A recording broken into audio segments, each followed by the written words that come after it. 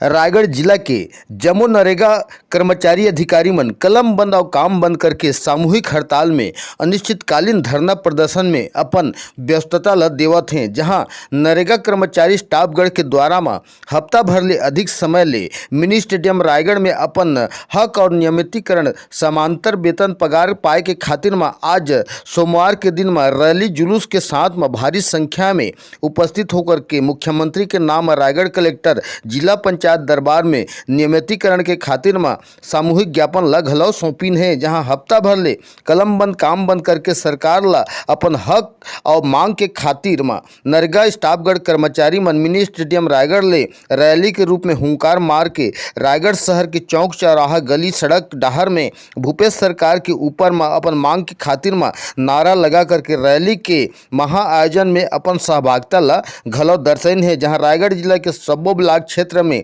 लगभग 900 नरेगा कर्मचारी कामगार मन आंदोलन के तेवर में अनिश्चितकालीन राग ल घलौ हाकत हैं। जहां अपन मांग और हक के खातिर में नियमितीकरण सामान्य वेतन पगार पाए के खातिर में छत्तीसगढ़ सरकार के ऊपर में विश्वास के टकटकी लगा करके सामूहिक ज्ञापन ला सौंपीन है।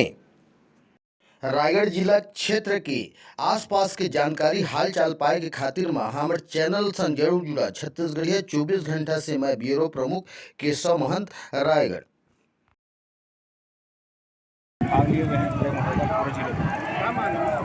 हम लोग की मांग है, दो मांग है हमारी। पहला तो मांग नियमितीकरण की है। जैसा भूपेश सरकार जब आई थी तो उनके द्वारा कहा गया था कि नियमित किया जाएगा, तो पहला मांग हमारा मुख्य मांग वही है।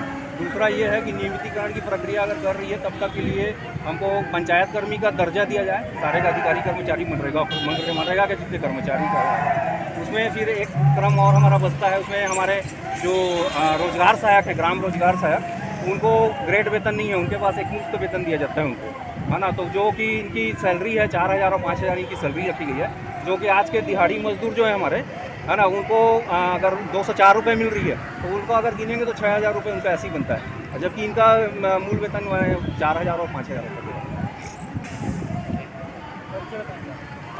मैं राजेश शर्मा, जिला संयोजक हूँ महासंघ रायगढ़।